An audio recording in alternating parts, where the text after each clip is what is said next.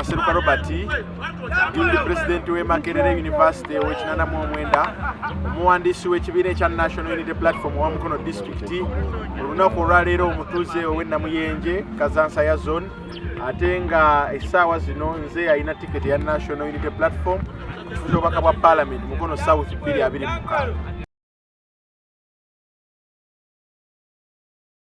Ddala ebizibu bye tusinkana ng'abantu aba bulijjo obulamu bwe tukuliddemu n'embeera gye tukuliddemu etasanyusa.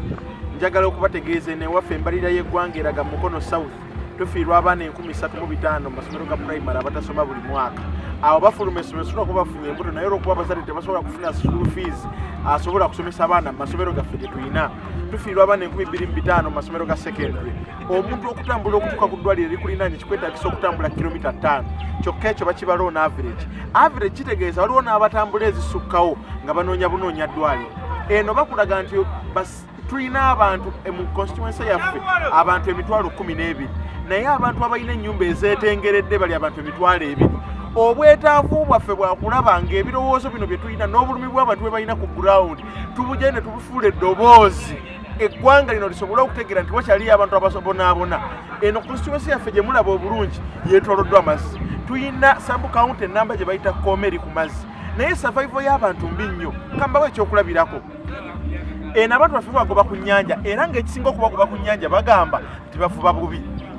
Bavuba bubi mu mbeera era kye bagamba nti bavuba bubi bwe butimba bwe bakozesa mu kuvuba. Kakati ekibuuzo kyandibadde obutimba obubi bwe bakozesa okuvuba buyingira butya eggwanga era bwe babuyingira mubujjako omusolo kukola mulimu ki kubanga buli kintu kiyingira eggwanga mukijjako omusolo nga mumanyi n'omulimu gwe kigenda okukola. Kakati obutimba obubi butuuka butya ku bizinga ekkoome? Lwaki gavumenti teggalira obutimba obubi bwe buyita neereeta obutimba obulungi abantu basobola okubuvubisa?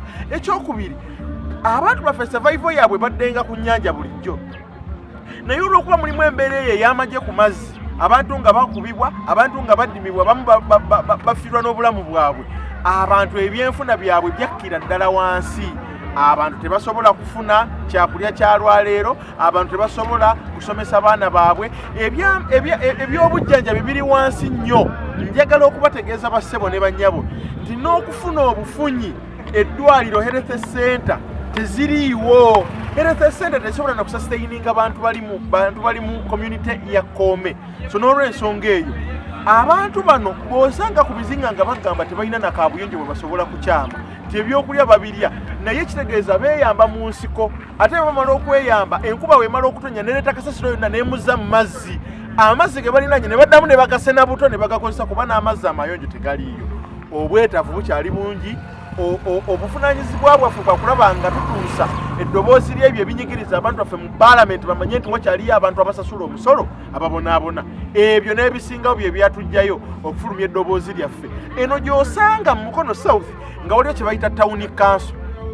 Katosi Town Council, Sokantenjeru Town Council, nga zino Town Council baziyita na Town Council, zafuuka Town Council kubanga abani n'okutunda buying and selling egenda maaso eteekeddwa okubanga esupportinga abantu abali mu bifo ebyo.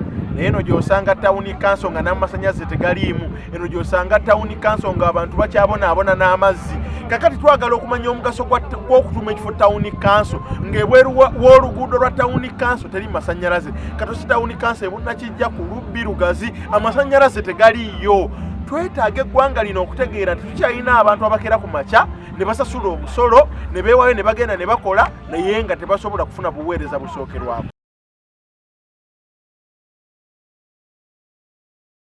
Basomye banjiggala. Kakati bw'omala okubatunuulira kitegeeza bateekeddwa okubaawo enteekateeka. Abaana baffe abangi baba tebasomye kitegeeza tebasobola kukola mirimu gyaffe gino gy'ofiisi.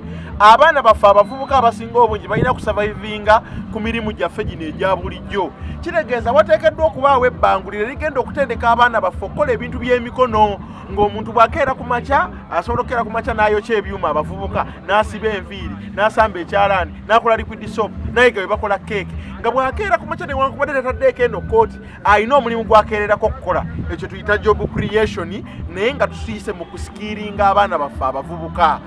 bw'oba oyagala okukendeeza ebiralagalagala, bw'oba oyagala okukendeeza obubbi, bw'oba oyagala okukwata obukwasi bw'abakyala ku byalo n'ebitundu ebitulinaanye, bw'oba oyagala okukendeeza abavubuka abataayaaya, tuteekeddwa okusooka kubasikiringa babe n'ekyokukola, kubanga bwe baba tebalina kyakukola kye kibaleetera okukola ebyo. Kakati omulimu gwaffe gwa kulaba nga tuyimusa abavubuka mu mbeera eyo ey'okubasikiringa nga balina kye bakola, mu mbeera y'ebyemizannyo, mu mbeera y'okusigala nga twengeejinga nabyo mu kye bayita capacity building ne youth empowerment mu bitundu byaffe.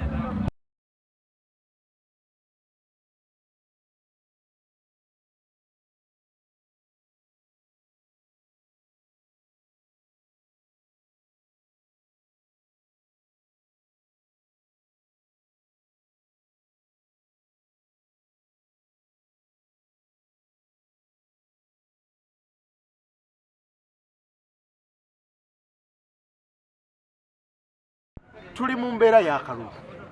Bwe tuba mu mbeera y'akalulu, bannaffe omanyi mu Bayibuli mulimu akavubuka baali bakayita Yozefu. Baganda bako baatuka ekiseera ng'ebirooto byonna biraga nti Yozefu yagenda okukulembera, era abakulu baako ne bafuna omutima omubi, ne bafuna okukemmentererwa mu mitima gyabwe. Ndowooza kye kiri ne Mukono South essaawa zino, abantu emitima gibennyise kubanga balaba ebimuli byonna bigwa, naye waliwo omumuli ogusigadde nga guyimiridde ogw'amaseruka. Kyova aboogera ebigambo ebyo baakajabuzi tebannabeerawo. Maseruka Robert ekisookera ddala ssebo, ndi musajja Muganda eyeddira embwa akabbiro kidde, muzzukulu wa Mutasingwa. Otegedde bulungi, bazadde bange we bali mukulu Settuba Simon n'omukyala Nanfuka Joseline Nakisunga gye bali. Kaakati amaka g'omubaka ayogera nammwe olunaku olwaleero gali Namuyenje, era wenjogera n'okusongawo nsonga bwe tuva nga tugenda okukyalira abantu. Kaakati ebyo ebisigadde, avudde Kasese, abalala omanyi bampe ebifo byanjawulo, ababaga avudde Kireka, abalala avudde Kayuga, abalala ebyo byonna si bituufu, naye omutima guli ogw'Abaganda ba Yozefu gwe gutandise okubalumba kubanga balaba ddala obuwanguzi buli mu mikono gyaffe.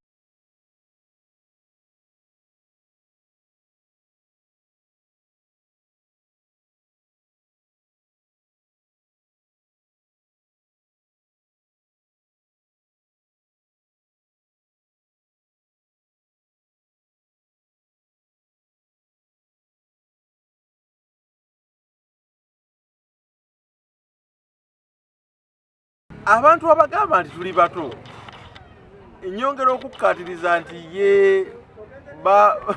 mwe mwatusooka busoosi kuzaalibwa, era tekitegeeza nti n'olw'ensonga eyo muteekeddwa kuba bakulembeze. Ekyokubiri, singa Mukono South tubadde tubala nti abasinga emyaka be bakulembera, singa Mukono South tuli wala. Tunuulira abantu bonna abazze nga bakulembera ebbanga lino lyonna. Ekituufu singa gyalinga myaka ng'emyaka bwe buweereza, ndowooza singa Mukono South tulinga Dubai. Naye mulabye nga wakyaliwo ebyetaagisa newankubadde nga tumazeeko ebisanja bino byonna. So n'olw'ensonga eyo njagala okubategeeza, kirungi nnyo nti omuntu agenda okulondebwa muto naye ayina diguri, muto naye Guild President w'e Makerere University, muto naye muwandiisi wa kibiina, muto naye ayina amaka.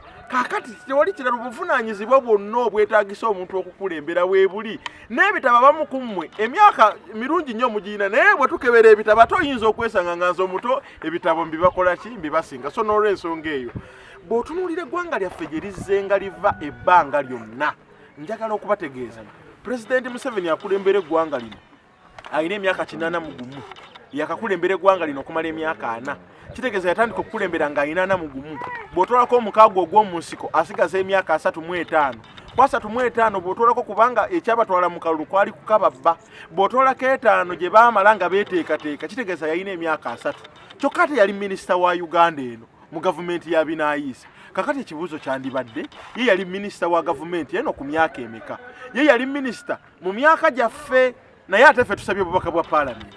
Bwe bali bayingira ensiko ku myaka gya 3 ye yali asinga obuto, ye yali asinga obukulu mu bonna. Bajjeno Kahindo Tafiire, bajjeno Kiiza Besigye n'abasigadde, bajjeno Mugisha Muntu, bonna baali batoobe, kati nabo baali bato ku myaka emeka. Kitegeeza nti bwe tunaaba tugenda okulwanirira eggwanga lyaffe nga bwe ligenda okufaanana n'emyaka 4 mu maaso, tulina okwambala olususu lwe baayambala nga bakyali bavubuka, naffe twenyigire mu mulimu gw'okulaba n'enkyukakyuka ejja mu ggwanga lyaffe.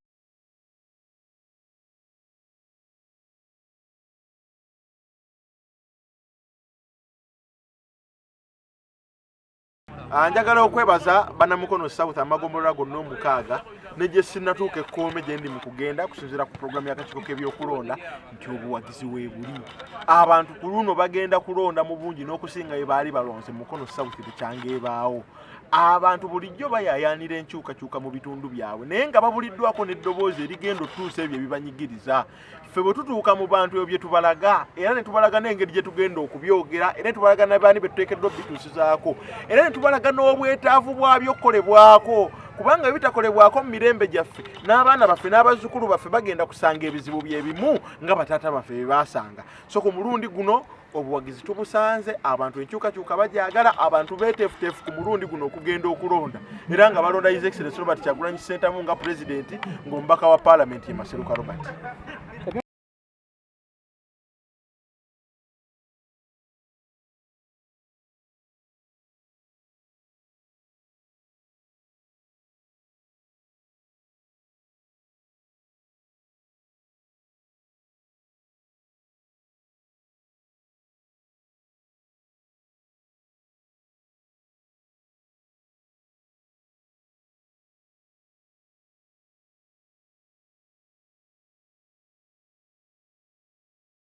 Banga ddene okusinziira ku bye tuzze nga tuwulira mu bululu obw'enjawulo 2016 11 n'emyaka emirala nga bwe tuzze nga tulonda naye ku mulundi guno tutaddemu ekirungo ky'okulaba nga akalulu kaffe tukakuuma. Ku luno tetugenda kulonda bulonzi kudda waka, kuno tugenda kulonda tukakase nti n'akalulu ke tulonze era ffe netwefiirayo abantu bwe banaalonda omuntu atali ffe tetufudde ffe twagala kakasa nti abantu kye balonze kye kibalibwa era kye balangirira. So bwe bwetaavu obuli mu constituency yaffe eno waliwo baganda baffe oba oli awo abayogeddwako amannya ag'enjawulo nga bo bakuguka mu kubba kalulu.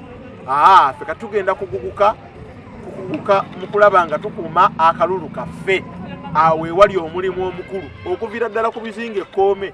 Twagala tulabe nti abantu 1,100 abalonzi b'ekkoome emitwalo 2 ogijjeewo ekyobululu awo we tulaga ye ffeeza eddako. So tugenda kukola ttiimu zonna ezeetaagisa okulaba nga si tulwanyisa wabula nga tutuukiriza nti omuntu kyalonze era kye kiba kibalibwa mu kabokisi ne bw'aba nga si ffe gwe alondeddwa naye tukakase nti tussa ekitiibwa mu bantu abakeera ku makya ne bagenda ku polling station ne balondebwa. Akalulu kaako akamu kategeeza kinene era ku ketugenda okukola.